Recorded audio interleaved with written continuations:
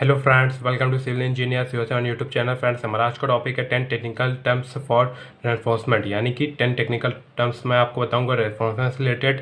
तो इस वीडियो शुरू करने से पहले इस वीडियो को लाइक कर दिए, अगर चैनल पर नया है तो हमारे चैनल को सब्सक्राइब कर लिए। तो ये वीडियो हर एक साइड इंजीनियर के लिए काफ़ी ज़्यादा इंपॉर्टेंट होने वाली, क्योंकि ये 10 टेक्निकल टर्म्स हर एक साइड इंजीनियर को पता होना चाहिए और ये काफ़ी ज़्यादा इंटरव्यू में भी ये सब क्वेश्चन पूछे जाते हैं।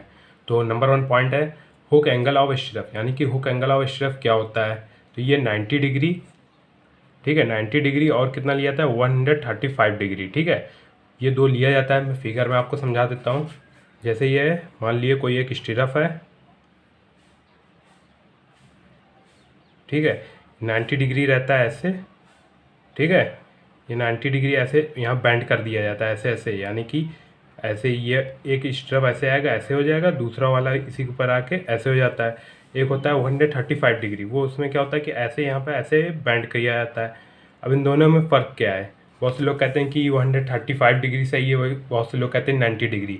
तो 90 डिग्री क्या है कि अर्थक्वेक के समय ये फेल्ड हो जाता है, ठीक है, जबकि 135 डिग्री ये फेल्ड नहीं होता है। इसलिए अब जो यूज़ किया जाता है वो 135 डिग्री यूज़ किया था, ठीक है। तो सही तो दोनों ही है, लेकिन अब जो यूज़ किया था वो कौन है 135 डिग्री, ठीक है। तो पॉइंट 1 आपको क्लियर हो गया होगा। इसके बाद है पॉइंट नंबर 2, मिनिमम लॉन्गिट्यूडनल बार इन कॉलम, यानी कि मिनिमम बार जो प्रोवाइड की जाती है लॉन्गिट्यूडनल कॉलम है वो कितनी होती है।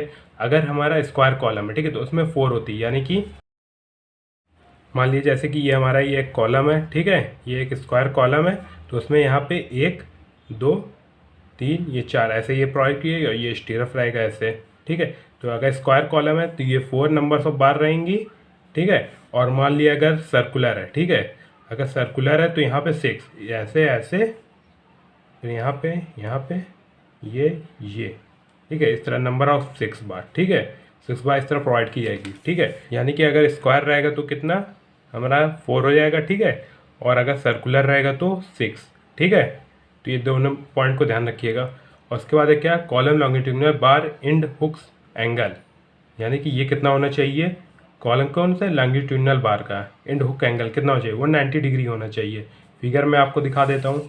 मान लीजिए जैसे कि ये हमारा एक कॉलम है, ठीक है, ये कॉलम है, ये ऊपर स्लैब है, ठीक है, ये ऊपर से हमारी ये स्लैब गई हुई है और ये नीचे क्या हमारी ये फुटिंग है, ठीक है, फुटिंग से कनेक्टेड है। ये बार ऐसे आई हुई है, तो यहाँ पे ये ऐसे जो मुड़ती है, ये जो एंगल है हमारा ये कौन सा कितना होता है, ये 90 डिग्री होना चाहिए, ठीक है। और यहाँ पे मान लिया अगर बेंड कर रहे हैं स्लैब में तो वो भी 90 डिग्री में हम करते हैं, ठीक है। तो कॉलम की जो लॉन्गिट्यूडनल बार के जो एंड हुक्स होते हैं वो कितने होते हैं 90 डिग्री के, ठीक है, 90 डिग्री। और इसके बाद क्या है, नॉट लैपिंग प्रोवाइडेड बार, यानी कि जब हम 36 mm से ज़्यादा की बार, यानी 36 mm या उससे ज़्यादा बार जब यूज़ करते हैं, ठीक है, कहीं पे भी यूज़ करते हैं, तो उसमें हम क्या लैपिंग नहीं प्रोवाइड करते हैं। वहाँ पे हम क्या कर लेते हैं कि कपलर या फिर वेल्डिंग यूज़ कर लेते हैं, ठीक है। क्योंकि जब हम अगर लैपिंग प्रोवाइड करेंगे तो कॉन्टीन्यूटी नहीं हमें मिल पाती है, ठीक है, कॉन्टीन्यूटी नहीं मिलेगी तो ये फेल्ड हो जाएगा, ठीक है। यानी कि जैसे कि जब हम लैपिंग कर रहे हैं बार की ये 2 बार है ऐसे, अब इनकी हम लैपिंग नहीं कर सकते हैं। अगर ये 36 mm या उससे ज़्यादा की है तो ये लैपिंग में ये फेल्ड हो जाएगी, ठीक है। और या फिर ये ऐसे मान लिए फिगर है ये, तो ये हमेशा फेल्ड हो जाएगा, ठीक है। तो इसको ध्यान रखिएगा।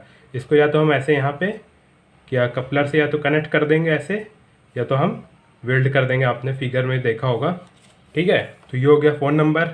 उसके बाद क्या है, लैपिंग इन कंप्रेशन जोन। कंप्रेशन जोन में लैपिंग क्या होनी चाहिए, तो इसको हम 24D, ठीक है, कंप्रेशन जोन में जो भी हम प्रोवाइड करते हैं वो क्या 24D, ठीक है। उसके बाद क्या है point number 6, bending wire required every 1 ton, यानी कि 1 टार जब भी हम स्टील यूज़ कर रहे हैं तो वहाँ पे हमें बेंडिंग वायर हमें कितनी रिक्वायर्ड हो जाएगी। अगर हम 1 टन स्टील यूज़ करते हैं तो हमें बेंडिंग वायर जो 7 kg टू 13 kg रिक्वायर्ड होगी, ठीक है, बेंडिंग वायर, ठीक है, ये हो गया। उसके बाद क्या है, maximum lapping in same place, यानी कि सेम प्लेस पे जो मैक्सिमम लैपिंग करते हैं वो कितनी, नॉट मोर देन 50%, यानी कि 50% ज़्यादा सेम प्लेस पे नहीं करते हैं। मान लीजिए जैसे ये कोई एक कॉलम है, ठीक है, एक ये कॉलम है और उसमें ये बार गई हुई है दोनों साइड, ठीक है। अब मान लीजिए यहाँ पास ये लैपिंग की है हमने, तो एक लैपिंग इधर यहाँ करेंगे, एक लैपिंग यहाँ पे, ठीक है, मिड पॉइंट में करते हैं, मिड में, ठीक है। लेकिन जो एक थोड़ा ऊपर करेंगे एक नीचे, यानी कि एक जगह पे नहीं करेंगे, ठीक है, 2 बार की एक जगह पे फिर 2 बार की अगली जगह, ठीक है। तो ये हो गया। उसके बाद क्या है, पॉइंट नंबर 8 क्या, हुक्स लेंथ ऑफ स्ट्रप, यानी कि स्ट्रप की जो हुक लेंथ होती है वो कितनी होनी चाहिए, तो ये मिनिमम जो होनी चाहिए 3 इंच, यानी कि मिनिमम जो होती है 3 इंच होनी चाहिए हुक लेंथ। और अगर आप ऐसे लेना चाहते हैं तो वो ली जाती है कितनी, 10D। ठीक है, 10, यहाँ पे D क्या है हमारा, डाई ऑफ बार। ठीक है, 10 डाई ऑफ बार से मल्टीप्लाई कर दें 10 में, तो हमें हुक लेंथ मिल जाएगी। या तो ये यूज़ कर सकते हैं या तो ये, अब जो भी तरीका आप यूज़ कर लें।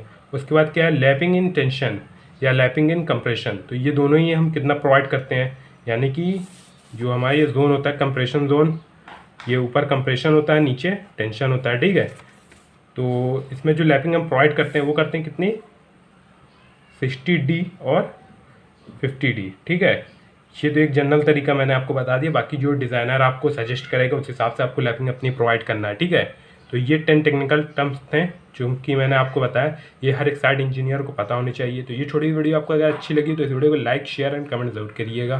Thank you so much.